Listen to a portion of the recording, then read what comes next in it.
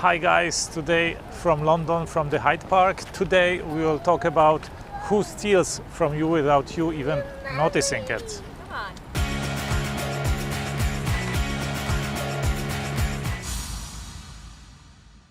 So in order to explain to you the full topic, I need to tell you a story of the Yap Island. They had an interesting economy.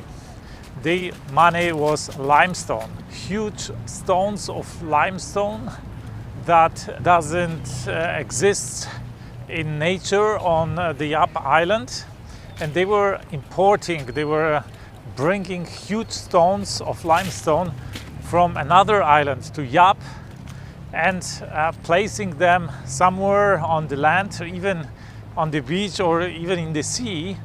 And these limestones, because they were so hard to get by, they had a certain value, a purchasing power. And if somebody brought a limestone, it belonged to him, and the community gathered and he told everybody, this is my limestone. And then if he traded something, let's say a house, for this limestone, then the community gathered, he and the seller of the house, and they were telling the community, I trade the house for this limestone. And from then on, the community knew now the limestone belongs to the seller, right, of the house. And it was also possible to have a partial ownership of a limestone, and so on and so on. So you could say, I will buy this house for this limestone, or for 70% of this limestone, and the 30% of the limestone, so to say, I keep, right? So from then on, everybody knew 70% was this guy and 30% this guy, and then they could trade it even, or divide it up even further, and so on and so on. So it was kind of a like social bookkeeping of the limestones. It was generally the money of the Yap Island. And it worked for hundreds of years, even if not for thousands of years, on the Yap Island like this, until a guy called David O'Keefe came in, I guess he was British, with a ship, and he wanted to trade coconuts with Yap Island, to buy from them coconuts that were naturally growing there. And he wanted to buy coconuts, but they didn't accept any like money that was used in the Western society at that time, like gold, stuff like that. It didn't have value for them. What had value for them were the big limestones. And it was time where there were explosives in existence already. So what David O'Keefe did was, he was getting the limestones with modern methods like explosives and stuff like that, cheaply from other islands, and bringing it to Yap and trading it for the coconuts. And of course the elders of the Yap Island immediately recognized what was happening, and were warning the people of the island not to acknowledge these cheaply produced limestones, that they don't have the same value. They shouldn't have any value actually, because it was not the same work and effort used to get these limestones. But the people, for them, they didn't care. They saw limestones that they used to value, and they were trading their wealth for these limestones. And until the population noticed what was happening, David O'Keefe managed to rob the Yap Island generally of its wealth by trading these coconuts and then other goods for the limestones that he was able to cheaply manufacture. So here we can notice the economy of Yap Island was drained, was so to say sucked off by somebody who was able to cheaply manufacture the money of the Yap Island, much cheaper than the other people who traditionally manufactured that money, or who traditionally had to use like workforce, like the manual work to get a limestone out of rock and to transport it to the Yap Island. Now, another example are the Aggry beads in Africa.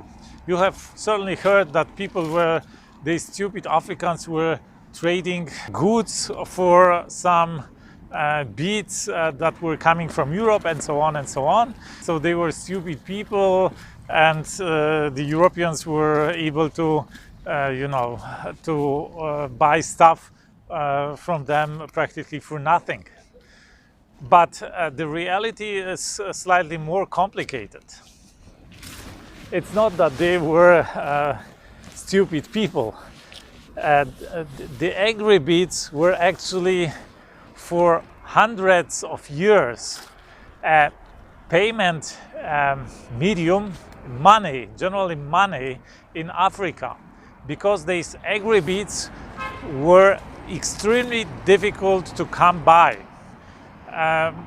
for technological reasons, and there were some minerals that were using for that, and these minerals were just extremely rare in Africa, especially in West Africa. We are talking about the western part of Africa, where the Aggry beads were used as money. But then in 18th and 19th century, industrialization came to Europe, and Europeans were able to cheaply manufacture glass, for example, and made like these beads out of glass.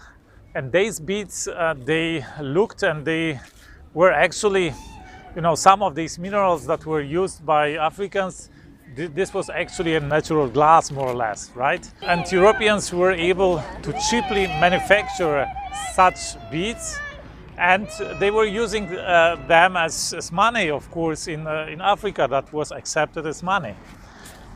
And they were able to trade with Africa with these cheaply manufactured beads. And again, they were able to trade even slaves, to buy people, on the slave markets of Africa for industrially manufactured beads. So again, we have a situation when somebody, as long as Africans were trading between themselves with these beads that they couldn't easily come by, everything was in order. But when somebody comes from outside and is able to use the same money, or the same substance as money, the same object as money, but he is able to manufacture it in a much cheaper way, it doesn't cost him practically anything, then it becomes destructive for the economy, because this guy or this group of people can actually drain the economy, buy everything, the wealth of the people, for the money that they don't actually have. They just produce out of nothing, right? And now when we translate that to the modern society, to the modern states and countries, we see that the regular business and the citizens, they can't manufacture, of course, the money. They have to use the money that is given by the government. They have to earn the money to sell something to others to get the money, to do work to get the money, or to trade in order to get the money, whatever. But they have to put in the effort and the work to get possession of the money. But what does a government do?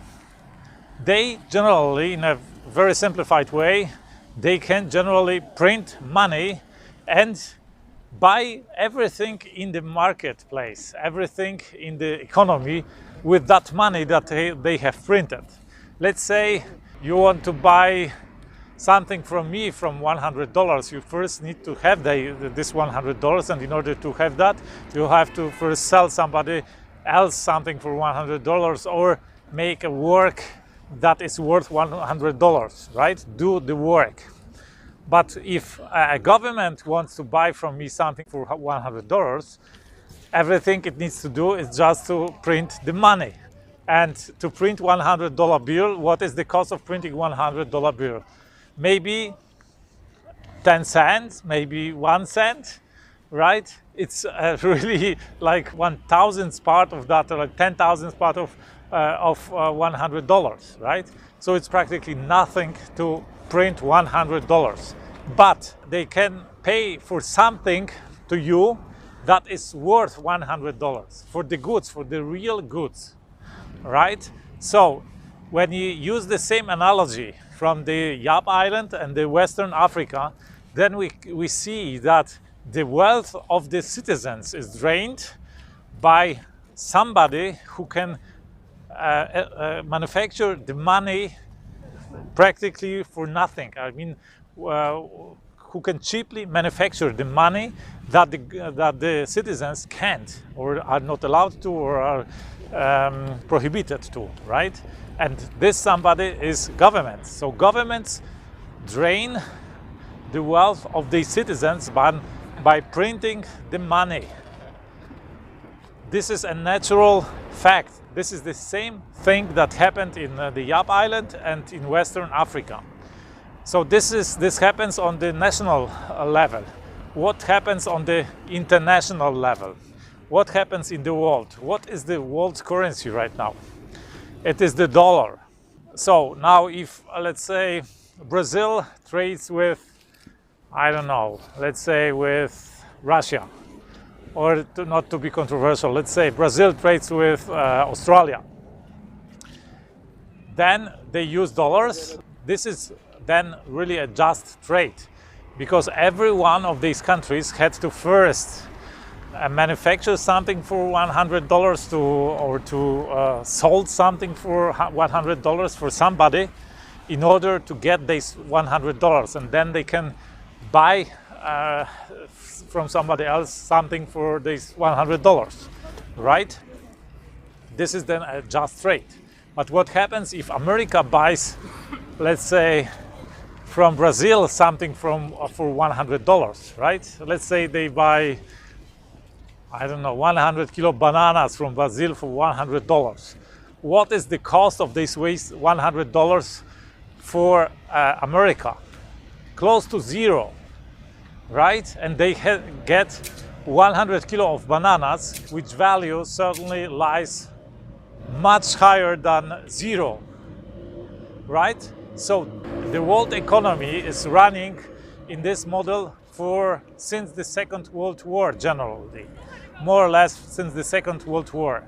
And through all that time, the United States is draining other countries' wealth by printing the money that is used in the international trade globally.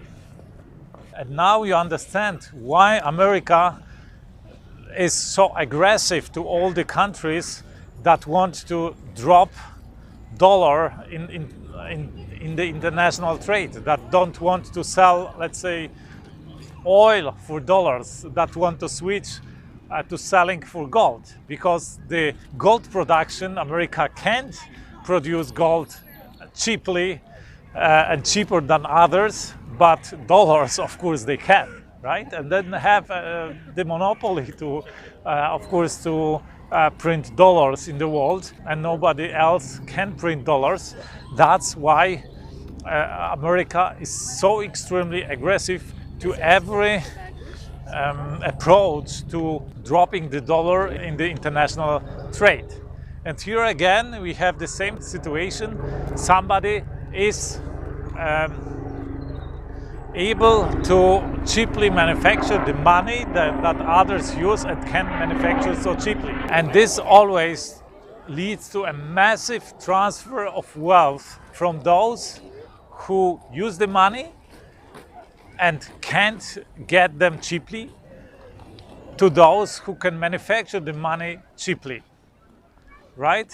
So now if you come back to the question, who is stealing from you without you noticing it, then I can answer you this question with, your government is stealing from you on everyday basis because it buys from you the goods for the money that they can manufacture cheaply, or directly or indirectly, right?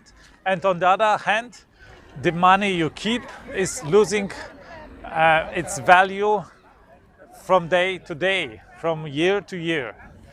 And on the international level, the United States is stealing from everybody in the world, from everybody else in the world, by buying directly or indirectly their goods for the money America can produce out of nothing, with almost zero cost. And if you think Africans were stupid to accept Aggry beads or any beads as payment for the real products, then ask yourself this question: why do you accept money that somebody can manufacture at no cost? Why do you accept worthless paper that somebody can print, and they not only can print it, they actually do print it in horrendous amounts? There is 3 times as much money today as there was in 2000. I know this is a controversial topic. I invite you to discussion, to your comments. Let's talk about that, what you think about who is stealing from you and why. And if you like this channel, subscribe. Don't forget to hit the bell button in order not to miss my videos. I talk here a lot about the economy, about the money, about how the best entrepreneurs, the most successful entrepreneurs in the world, the billionaires, think and act. I talk also about cryptocurrencies, so stay with me. If you like this video, give me a thumb up. If you didn't like, of course, thumb down. See you. I wish you a fantastic day. Let's do something extraordinary today.